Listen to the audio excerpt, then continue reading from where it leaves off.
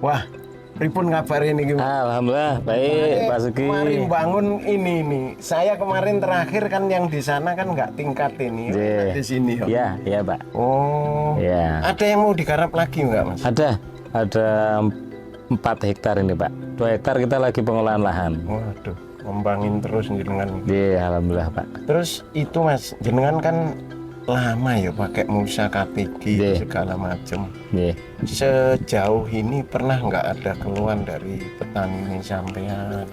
Nggak ada sih, aman. Yang KTG Aman-aman aman. saja, ya. Nah, Aman. Pak. kadang-kadang gini Mas, ada sesuatu yang ini mulsa, apakah itu pengaruh ya kira-kira ke keawetan mulsa ya apa? Jenengan ada tip Iya. khusus nggak kira-kira ya apa? Pengaruh Pak, pengaruh. Jadi gini, bagaimanapun plastik kena panas dan hujan itu pasti akan berkurang keawetannya. Kalau kami selalu arahkan ke teman-teman petani, biar awet itu kita harus ada cara memang Pak. Jadi Nah, yang sepengetahuan jenengan, ini kalau ini harus kalian belajar nih. ya, Mungkin ada perlakuan tertentu supaya awet atau memang treatmentnya itu tergantung misalkan satu adanya pestisida atau ini apa pengolahan bedengan sing bener Mas. Ya, Itu menurut ya, jenengan gimana? Kalau untuk awet dan tidaknya mulsa itu banyak faktor Pak Sugi. Pertama yang pasti perusahaannya, kita harus lihat nih perusahaan mana yang bikin. Terus yang kedua ketebalan, kadang kan ada yang tebal ada yang tipis. Yang ketiga mungkin kita bisa lihat dari tekstur Pak, kalau kami bisa kerasa membedakan kerasa Iya, betul. iya, iya. Nah, setelah itu baru kita coba pakai, karena berdasarkan pengalaman kami itu ada beberapa mulsa yang bisa sampai 2 tahun, bahkan bisa sampai lebih. Salah satunya KTG ini. Tapi ada mulsa yang paling 6 bulan 3 bulan udah robek Pak. Oh, Itu ada. nah umumnya kenapa gitu konten ini? Ya salah satu bahannya, Iya. Tapi kami punya trik, punya tips agar supaya mulsa itu awet. Salah satunya adalah permukaan bedengan itu harus halus Pak. Oh, iya iya iya. iya. Jadi kenapa harus halus? Karena kalau tanah di bawah permukaan ini kasar atau lancip, di saat 6 bulan 5 bulan dia pasti akan robek Pak.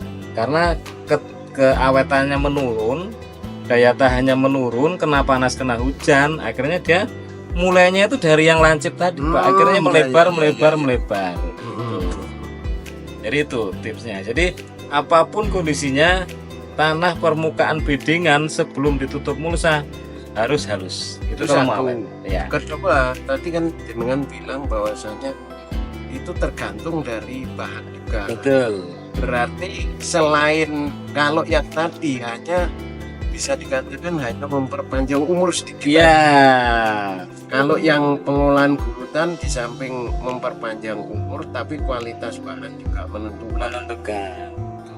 Terus ini gini, itu kan KTG sebelah sana itu Ya, Mas. KTG. Terus kemudian jenengan itu sering nggak ngadakan temu tani? Sering Pak. Nah itu biasanya sing dibahas apa, Mas? Banyak hal yang dibahas. Satu tentang harga komoditi.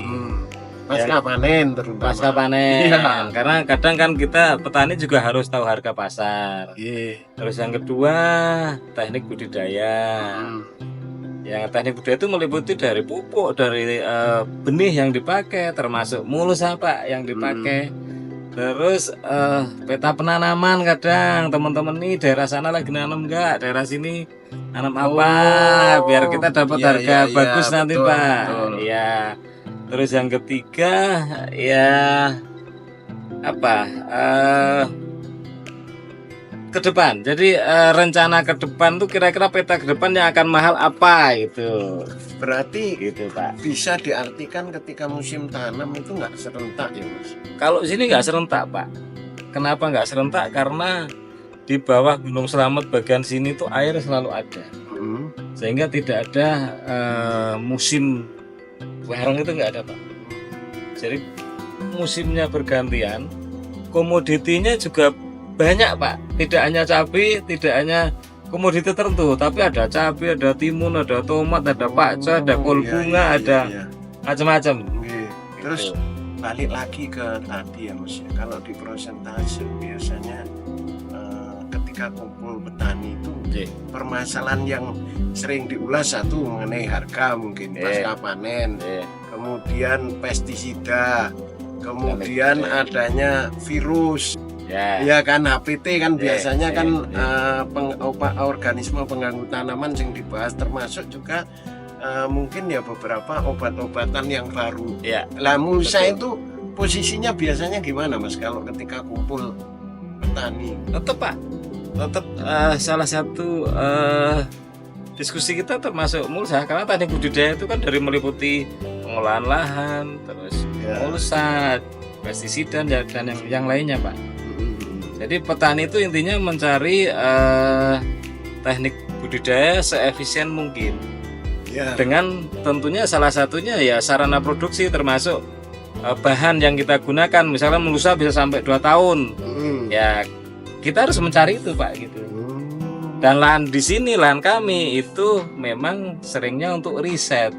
Jadi membandingkan antara produk satu dengan produk lainnya gitu Pak. Nanti mana yang kita amati dari minggu per minggu, mana yang terbaik ya itu kita rekomendasi ke petani. Kita berusaha untuk mencari informasi peta-peta daerah sentra. Misalkan sentra cabai itu ada di Banjarnegara, Wanadri, Bojongkeduk itu kalau sekali tanam di bulan hujan pertama itu sampai 1000-an hektar Pak. Terus di Temanggung, Kulon Progo, Jawa Timur, kita selalu komunikasi sama mereka. Nanti di saat mereka nggak nanam, kita coba untuk nanam lebih luas karena di sini kan air tersedia. Terus yang kedua, pola tumpang sari. Pak Sugi. Jadi benar. di antara cabai itu bisa kita panen, bisa kita tanam kol bunga, bisa kita tanam tomat. Jadi satu bedengan itu bisa isinya 3 atau 4 tanaman, betul.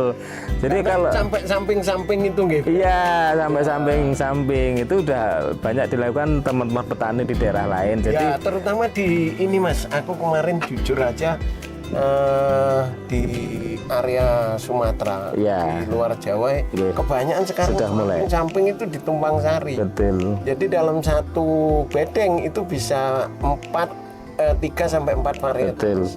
Betul, ini Pak. sekarang mungkin yang digalakkan. Tentunya kalau itu salah satu faktor yang paling utama adalah keawetan muda. Iya, betul. Bener nggih? Betul.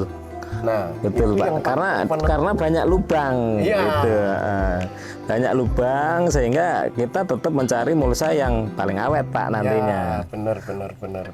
Jadi dengan pola tumpang sari tadi itu kita bisa ngatur Pak. Misalkan dengan kol bunga nih, 45 hari panen kol bunga. Nanti 65 hari panen tomat, 85 hari panen cabai gitu. Kita ada lagi satu pepaya, 7 bulan mulai panen pepaya. Jadi terus Pak. Iya. Betul. Kalau alpukat tahunan berarti. Kalau alpukat tahunan, ya tahunan Pak. Pernah nggak Pak kepikir seperti ya buah-buahan, karena kan tetap terutama kayak jeruk itu kan gulmanya juga luar biasa. Menggunakan mulsa ke arah situ itu.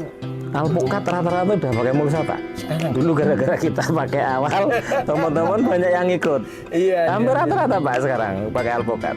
Nah, sekarang ini Mas, apa untuk sustainability di pertanian? Nah, sekarang kan kebanyakan petani itu pola menanamnya secara tradisional. Edukasi terkait dengan kepikir nggak penggunaan misalnya kayak selang drip, irigasi drip, kepikir Pak Sugi. Jadi kita memang arahnya ke depan mau ke sana. Kalau kemarin pertimbangannya pertama lebih efisien tenaga. Jadi sekali ini tinggal alirkan. Terus yang kedua, otomatis pertumbuhan tanaman akan bagus Pak, karena penyiramannya stabil, lebih merata, betul.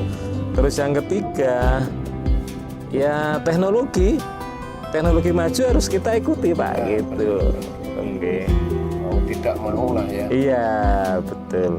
Aduh, ini pembelajaran luar biasa ya Mas. Selama aku juga nggak silaturahmi sini Kang. Iya Pak. Oh, ini sudah ada Cukup lama. bangunan. Iya. Nah, terus kalau ngomong mulsa ini ada pergeseran nggak kira-kira? Karena kalau dulu Mas ya, itu secara mikron kan hanya terpaku 275, 035. Nggih. Nah, sekarang kira-kira ke depannya gimana? Kelihatannya arahnya ke Petani apa? ke 30 ya? 30 Pak. Nggih. Kenapa? Karena mulsa ini kan selalu naik nih Pak harganya Pak. Iya.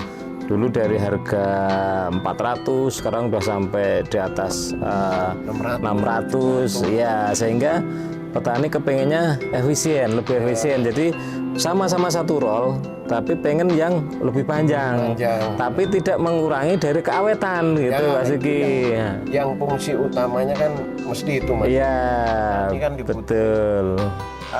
Meskipun penurunan di thickness, keawetan tetap. Kalau yang 27,5 sendiri Mas kira-kira? Kalau menurut petani sini Ya daerah-daerah tertentu ya. ya, karena gini, kalau 0275 itu kebanyakan 1-2 kali musim Pak. Oh. Kalau di sini kan karena kan pasti Struktur tanahnya. bukan. Atau Jadi gini, kalau 0,275 biasanya dipakai di tanaman yang contoh temanggung nih, habis sabi nanti tembakau gitu. ya. Itu sudah nggak memerlukan mulsa tembakonya. Tapi kalau di sini kan bergantian Pak. terus ya. Misalkan habis sapi nanti timun, habis timun kacang panjang, mulsa itu masih tetap pakai itu gitu. Iya. Gitu Pak. Berarti kuncinya di situ. Iya, kalau yang 0,275 yang tipis-tipis biasanya itu tanaman musiman kayak dataran tinggi. Tapi kalau bawah banyakan 350, 30. Oh, 30 ya. Nggih. Berarti mulai ada pergeseran ke situ. Betul. Sepanjang kualitas tetap di. Iya, karena selisihnya kan nggak begitu beda, tapi panjangnya beda. Iya. Nggih, Pak. Tapi umumnya masih ya Mas. Yang umum hitam perak biasa ya. Iya Pak, karena memang belum ada inovasi yang lain dari perusahaan. Makanya kalau ada KTG yang hitam-hitam, hitam putih, ya itu kan inovasi. Ya, betul.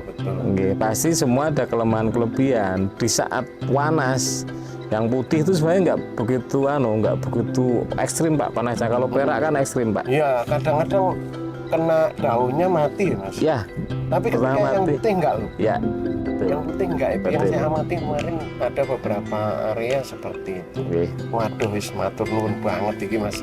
Matur nuwun, nanti Sama-sama. kapan aku Sama-sama, Pak Sugi. main lagi. Iya, Pak. Yo, Terima yang kasih. suka weruh ini soal Saya, Pak. pertanian ya. Matur nuwun Mas. Sami-sami. Assalamualaikum. Salam.